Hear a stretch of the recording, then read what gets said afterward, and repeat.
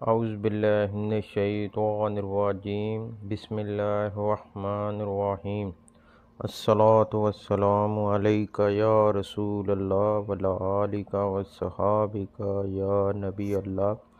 حضرت قرہ رضی اللہ تعالیٰ عنہ سے روایت ہے، اللہ کے رسول صلی اللہ علیہ وآلہ وسلم نے فرمایا، میری امت کے ایک گروہ کو ہمیشہ اللہ تعالیٰ کی مدد حاصل رہے گی، ان کی مدد نہ کرنے والا ان کا کچھ بگاڑ نہ سکے گا تاکہ قیامت قائم ہو جائے۔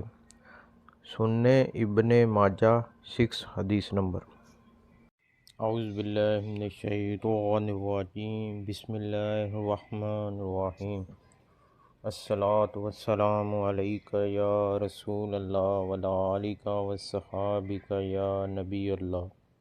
حضرت ابو ہریرہ رضی اللہ تعالیٰ عنہ سے روایت ہے کہ اللہ کے رسول صلی اللہ علیہ وآلہ وسلم نے فرمایا، میری امت میں سے ایک گروہ اللہ کے احکام پر ہمیشہ پوری طرح قائم رہے گا، اس کی مخالفت کرنے والا اس کو نقصان نہیں پہنچا سکے گا۔ سنن ابن ماجہ حدیث نمبر 7۔ اعوذ باللہ من الشیطان الرجیم بسم اللہ الرحمن الرحیم الصلاۃ والسلام علیک یا رسول اللہ وعلی آلک وصحابک یا حبیب اللہ۔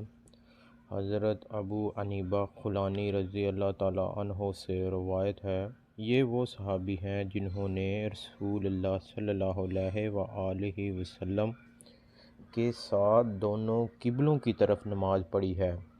انہوں نے فرمایا، میں نے رسول اللہ صلی اللہ علیہ وآلہ وسلم سے سنا، آپ فرماتے تھے، اللہ تعالیٰ اس دین میں ہمیشہ نئے پودے لگاتا رہے گا اور ان سے اپنی اطاعت میں کام لیتا رہے گا۔ سنن ابن ماجہ حدیث نمبر 8۔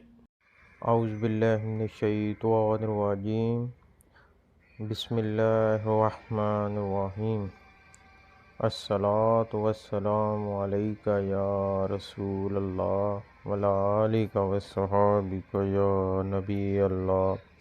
حضرت عمر بن شعیب رحمہ اللہ کے والد شعیب بن محمد رحمہ اللہ سے روایت ہے کہ حضرت معاویہ رضی اللہ تعالیٰ عنہ نے کھڑے ہو کر خطبہ دیا اور خطبے کے دوران میں فرمایا، تمہارے علماء کہاں ہیں؟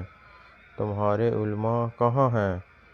میں نے رسول اللہ صلی اللہ علیہ وآلہ وسلم سے سنا ہے، آپ فرماتے تھے، قیامت قائم نہ ہوگی مگر میری امت کی ایک جماعت لوگوں پر غالب رہے گی، انہیں کوئی پرواہ نہیں ہوگی کہ کوئی ان کو ذلیل و خوار کرے یا ان کی مدد کرے۔